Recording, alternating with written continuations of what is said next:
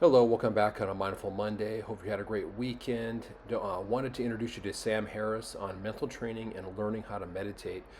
Something that I've been doing lately, and I hope you enjoy this. If you want a free month, click the link below. We have this notion that mental growth stops in adulthood. You can learn new things, of course, but your mind itself doesn't improve. Or at least, that's what people seem to imagine. And so we seem to view our minds as being entirely distinct from our bodies, because we understand that physical training is real. There are people who lose 100 pounds and become competitive triathletes, right? Now, however rare those extreme transformations are, we know that they're possible. And the rest of us pursue our own efforts at physical self-improvement on that same landscape of possibility. We can see the landmarks. In fact, they're continually advertised to us. Every month we see a new celebrity who got in great shape for a film, for instance. So there are no secrets here. And if we don't decide to get in the best shape of our lives, starting right now, it's not because we didn't know that it was possible. But most of us are genuinely unaware that it is possible to change our minds. The concept of mental training is barely entertained. And yet there really are things we can do that lead to cognitive and emotional and even ethical changes that are wholly good for us. So it seems to me what we need is a new norm of human growth, where it's understood that growth is possible and even necessary, continuously throughout life. Intellectually, in our relationships, in the way we prioritize the use of our attention. At what age do we learn how to have better conversations?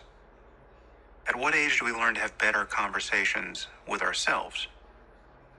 And at what age do we learn that any conversation with oneself, the very structure of our thinking, is in fact based on an illusion that creates so much suffering for us? Now, of course, there are many components to living an examined life. And there's no single way of thinking or use of attention that accomplishes everything we want.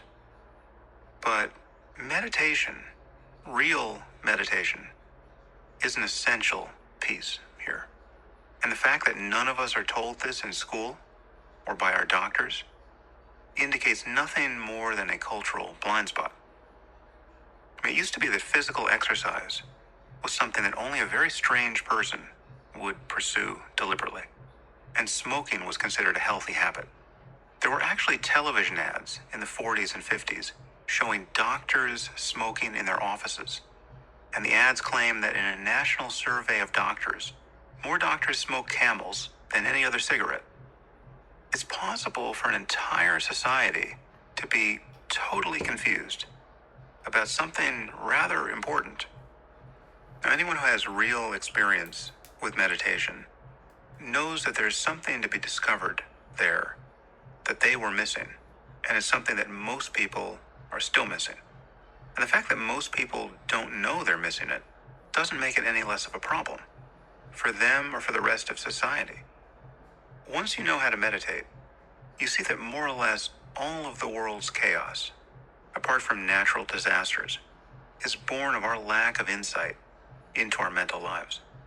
All the conflict between people and all the pointless suffering it causes, all the disorder in people's lives born of their own misbehavior, these are symptoms of people's minds being totally out of control. The next time something happens in your life that makes you angry, or afraid, or sad, how long will you spend locked in the prison of one of those emotions? And what will you do there? What indelible mark might you make in your life or in our world on the basis of one of those emotions? One benefit that people get from learning to meditate is the ability to simply let go of negative emotions. You can decide how long you want to stay angry for, right? That's a superpower when you look at what's happening in the world. You can get off the ride before you say or do something stupid that you'll later regret. Now, negative emotions aside, have you noticed how fragmented your attention has become? Have you noticed how hard it is to sit down and read a book for an hour? When was the last time you read a book for an hour without checking your email or social media? There is a multi-front war being fought for our attention, and most of us are losing it. Have you seen the people staggering around with their smartphones, even crossing the street while texting, literally stepping in front of traffic without looking up? Have you seen parents around their kids, visibly tethered to this digital leash? Are you one of these parents?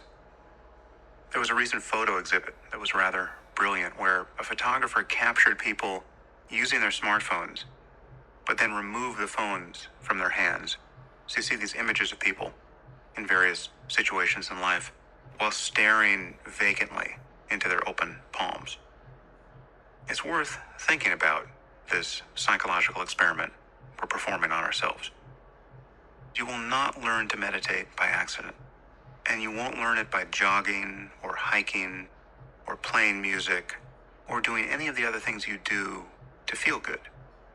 Paradoxically, once you know how to meditate, you can experience the same insights into the nature of your mind while jogging and hiking and playing music and doing all the other things you like to do.